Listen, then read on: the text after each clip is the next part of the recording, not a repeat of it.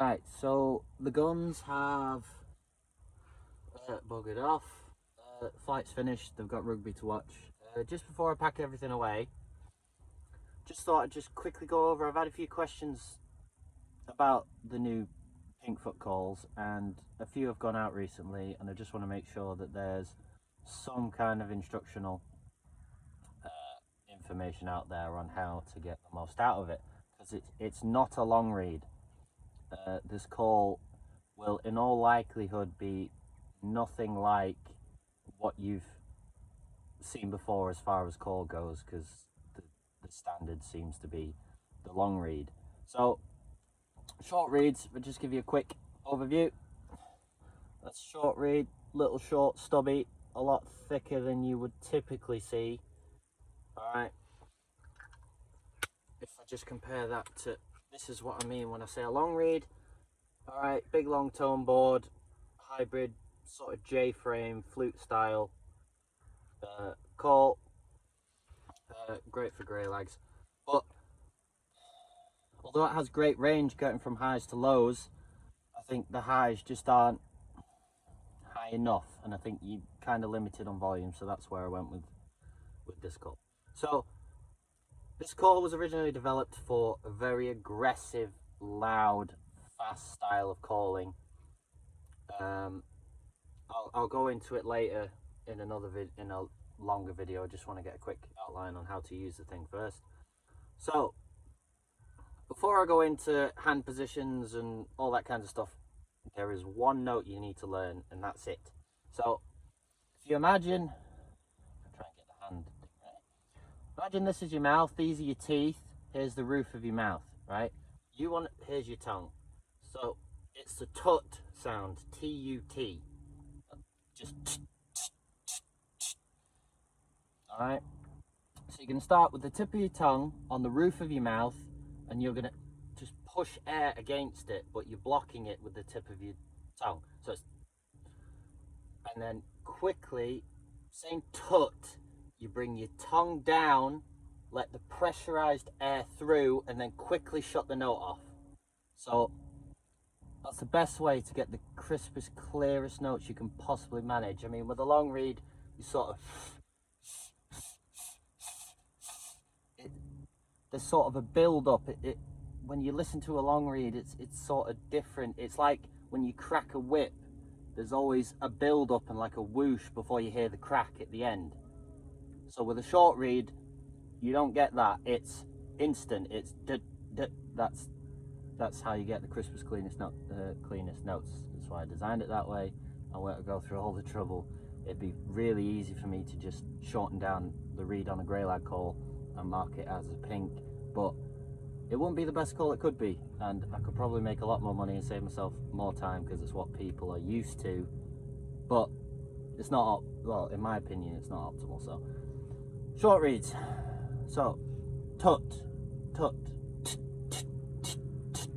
right? That's pretty much it. When you get more advanced, you get that note down, you can string them together with short intervals in between. So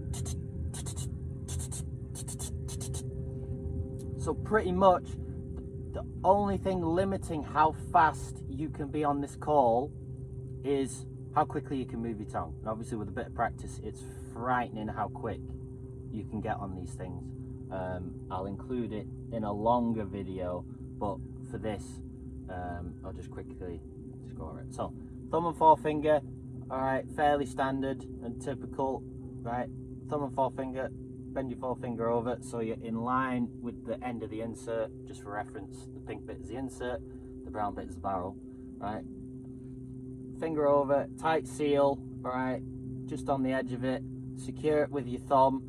It doesn't really matter what you do with it, your thumb on this, but as long as you just got firm. That's pretty much it. If you're on the marsh, you're trying to punch notes a long way, that's all you need to do. All right, so when you combine that with your tut note, it's a that's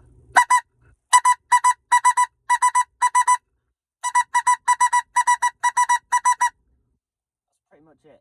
All right, when they're a long way out, 80, 90 yards plus, you're trying to scream at them, you're trafficking birds, trying to drag them into the spread, that is it. You're on a marsh on a windy day. That's all you need. You don't really need to mess about with fancy notes. They're not far enough to catch the differences, I don't think. It doesn't seem to make a jot of difference. So that's that. When you're in the decoys and they're a little bit closer and it's just a little bit offensive, just blowing the head off the call right in the face, it just can put them on edge a little bit.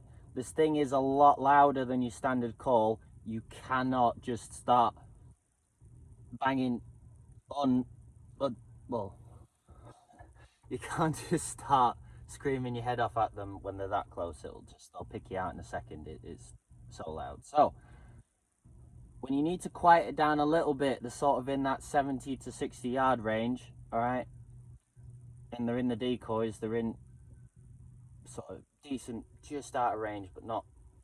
All right, you just want to close your hand over. I find it's easier if you stagger your fingers. But basically, all you're trying to do is just continue this circumference. You don't want to close it off. You don't want to add to it. You're just continuing it. Obviously, everybody's hand sizes are different. All right, it's just a case of playing with it.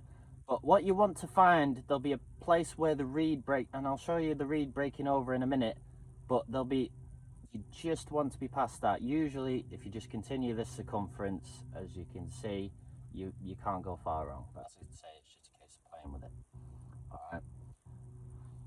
Take your offhand, thumb against thumb, cup your hand slightly. All right.